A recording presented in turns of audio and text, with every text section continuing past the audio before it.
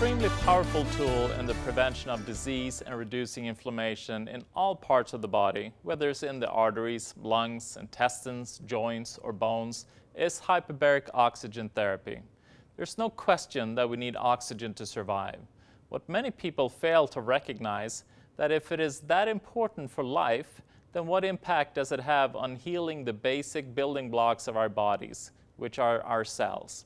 All the activities within a cell require energy. This energy production within the cell is facilitated by the mitochondria, which is the energy factory of the cell. And about 80% of all oxygen that enters the cell is used by the mitochondria to produce energy so that the cell can do what it needs to do. If the oxygen level is low, the energy production of the cell is decreased and the function of the cell is reduced. If it is a liver cell that suffers from low oxygen, it will be less able to detoxify toxins. If it is a heart cell, it will be less efficient in pumping blood around the body. If it is a nerve cell, it may be stuck in sending a pain signal to a muscle. If it is a brain cell, your thinking will be slower and the control of your physical functions are required, then brain function will suffer, and so on.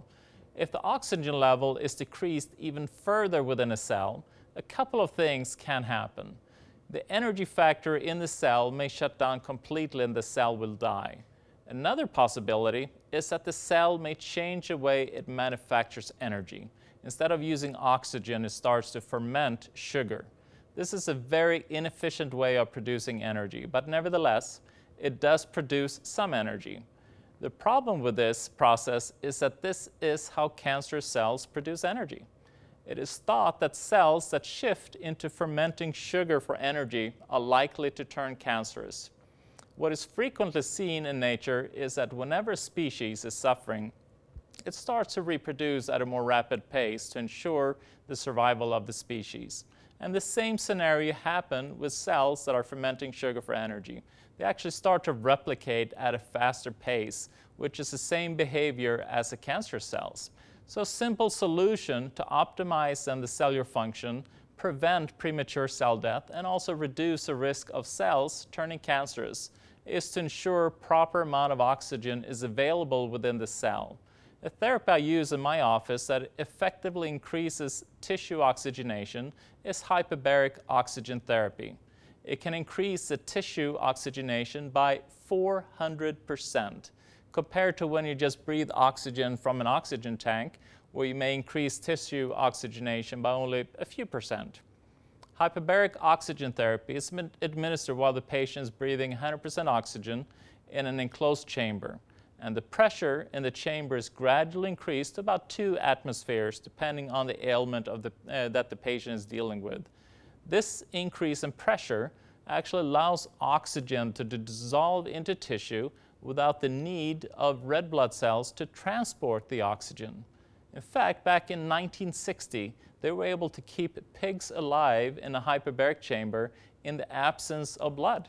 This means that oxygen and nutrients can get into areas that not even the blood can get to while a person is in the hyperbaric chamber, which makes it an extremely powerful tool when needing to repair any tissue while suffering from most any disease. We'll be right back with some amazing belly dancing by Starbelly School of Dance. A common issue with cancer patients undergoing radiation or chemotherapy is that they get anemic. The statistics are that 39% go into cancer therapy already anemic, and another 42% develop anemia during the treatment. The problem with that is that the areas of the tumor that is low in oxygen actually becomes resistant to cancer therapy because of the reduction of the delivery of drugs to the site of the tumor. So if the cancer patient is anemic due to the cancer therapy, it will reduce the oxygen transport to the tumor, which will make it more resistant to the therapy. A solution would be to use a therapy that will increase oxygen level without the need of red blood cells to do it.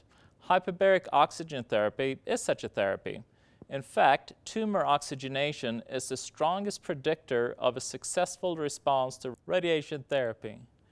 In addition to hyperbaric oxygen therapy increasing tissue oxygenation by 400%, studies show it also increases the circulation of stem cells by 8 times. Stem cell therapy is a hot topic in regards to finding a cure for many of the chronic illnesses that plague us today. Stem cells have the ability to become any one of the 220 cells that exist within the body. So if there's a brain trauma, a stem cell can become a brain cell, and the brain can repair. If a person is suffering from a neurological disease like ALS, Parkinson's, or MS, the stem cell can become a nerve cell and start to heal the nerves. If a patient is suffering from a liver, kidney, eye, heart, or vascular disease, the stem cell can become any one of those organs, and they will start to heal. The implication of a therapy that can increase the circulation of stem cells by 800% is huge. Hyperbaric oxygen therapy has also shown to reduce swelling of the brain and improve the function of inactive neurons due to lack of oxygen, which was reflected in an improvement of the electrical activity in the brain. It is quickly becoming the preferred adjunct therapy for patients with stroke, non-healing wounds, radiation damage, chronic illnesses, and many more conditions. Hyperbaric oxygen therapy also improves your immune system, detoxifies your body, reduces inflammation, and builds new blood vessels in damaged areas. This is known as angiogenesis and starts somewhere between the 12th and 15th session in the chamber. It also repairs and rebuilds damaged cells, improves your stamina, clarity, and focus. If you wonder if hyperbaric oxygen therapy is something that can help you, go to my website for more information or give my office a call.